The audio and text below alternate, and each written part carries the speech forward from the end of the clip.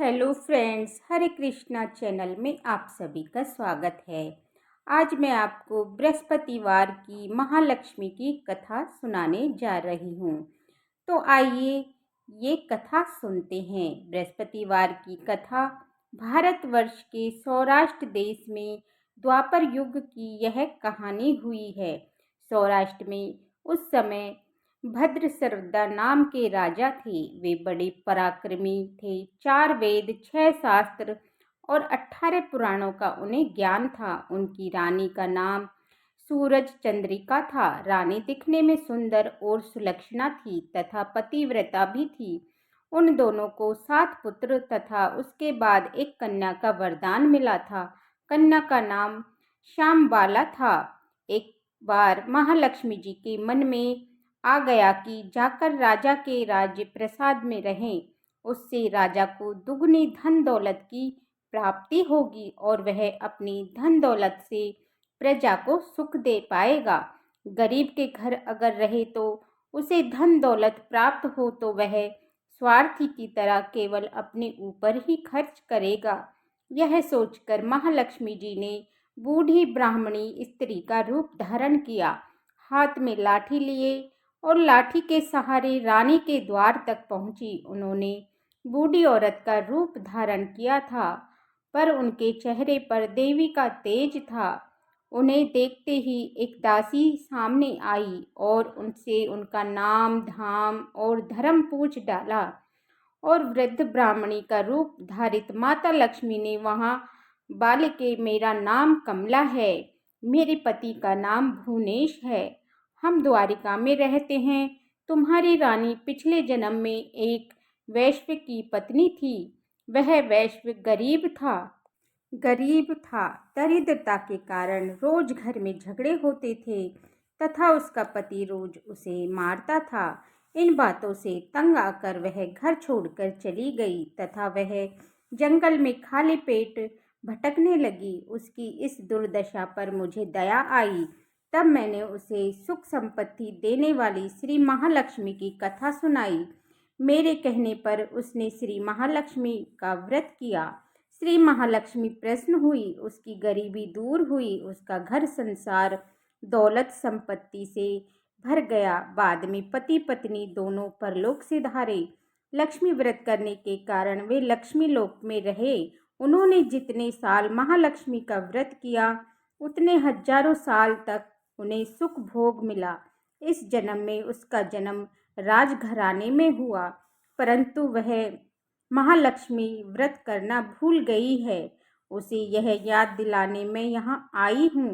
बुढ़िया की बातें सुनकर दासी ने उन्हें प्रणाम किया तथा श्री महालक्ष्मी का व्रत किस तरह किया जाए इस बारे में पूछा। बुढ़िया रूप धारण किए हुए महालक्ष्मी माता ने पूजा की विधि तथा महिमा बताई। इसके बाद वह दासी माता को प्रणाम कर रानी को बताने अंदर चली गई। राज वैभव में रहते हुए रानी को अपने ऊपर ऐश्वर्य का बहुत घमंड हुआ था। संपत्ति तथा अधिकार की वजह से वह उन्मत्त हो गई थी। दासी द्वारा बताई गई बुढ़िया की बातें सुनकर वह आग बबूला होकर राजद्वार पर आकर वह बुढ़िया श्री महालक्ष्मी पर बरस पड़ी। उसे मालूम नहीं था कि श्री महालक्ष्मी माता बुढ़िया का रूप धारण किए हुए द्वार तक आई है, परंतु रानी का इस कदर रूखा बर्ताव तथा अपमान अनादर देखकर माता ने वहां ठहरना ठीक ना समझा। वे वहां से चल पड़ी। राह में उन्हें राजकुमारी श्यामबाला मिली। उन्होंने श्यामबाला को सारी बातें बताई। श्यामबाला ने अपनी ओर से श्री महालक्ष्मी माता से क्षमा मांगी। माता को उस पर दया आई। माता ने श्यामबाला को श्री महालक्ष्मी व्रत के बारे में बताया। उस दिन अगहन मार्गशीर्ष मास का पहला गुरुवार था। श्यामबाला ने परम श्रद्धा से श्री महालक्ष्मी का व्रत रखा। फलस्वरूप राजा सिद्धेश्वर के सुपुत्र मालधर से विवाह हुआ। वह धन दौलत ऐश्वर्य वैभव से माला माल हो गई। पति के साथ ससुराल में आनंद से दिन बिताने लगी। वह श्री महालक्ष्मी रानी पर प्रकोप हुआ। फलस्वरूप राजा भद्र सर्वदा का राज एवं राज कारोबार नष्ट हो गया। यहाँ तक कि खाने के लाले पड़ गए।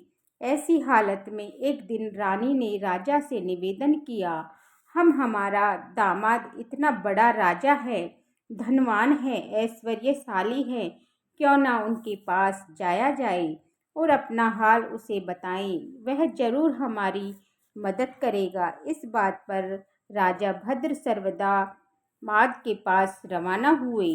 राज्य में पहुंचकर एक तालाब के किनारे थोड़ी देर विश्राम लेने के लिए ठहरे। तालाब से पानी लेने आते जाते दासियों ने उन्हें देखा।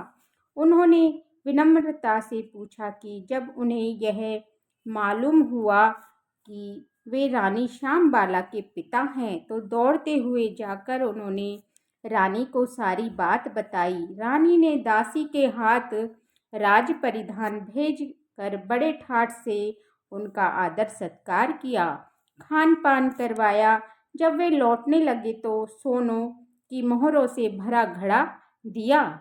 राजा भद्र सर्वा जब वापस लौटे तो उन्हें देखकर रानी सूरज चंद्रिका खुश हुई। उन्होंने सोने से भरे घड़े को मुंह खोल दिया, पर हाय घड़े में धन के बदले कोयले मिले।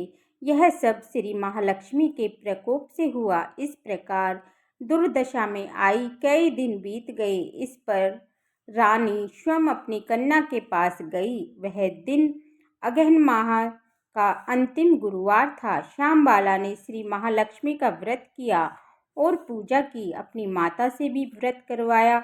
इसके बाद रानी अपने घर आई। श्री महालक्ष्मी व्रत रखने पर उसे फिर से अपना राजपाट, धन दौलत, ऐश्वर्य प्राप्त हुआ। वह फिर से सुख शांति भय जीवन बिताने लगी। कुछ दिनों के बाद राजकन्या श्यामबाला अपने पिता के घर आई। उसने अपने घर देखकर सूरज चंद्रिका को अपनी पुरानी बातें याद आई। यह कि श्यामबाला ने अपने पिता को घड़ा भर कोयला दिया था और उसे तो कुछ भी नहीं दिया था। इसी कारण श्यामबाला को पिता के घर आने पर उसका आदर अतिथि सत्कार नहीं हुआ, बल्कि अनादर हुआ। उसने इस बात का बुरा नहीं माना। उसने अपने घर लौटते समय अपने पिता के घर से थोड़ा नमक ले लिया। अपने घर लौटने पर उसके पति ने पूछा, अपने मायके से ये क्या लाई हो? इस पर उसने जवाब दिया, वहाँ का सार लाई हूँ। पति ने पूछा, इसका मतलब क्या हुआ? श्यामबाला ने कहा, थोड़ा धीरज रखें, सब मालूम हो जाएगा। उस दिन श्यामबाला ने सारा भोजन बिना नमक डाले बनाया और परोसा।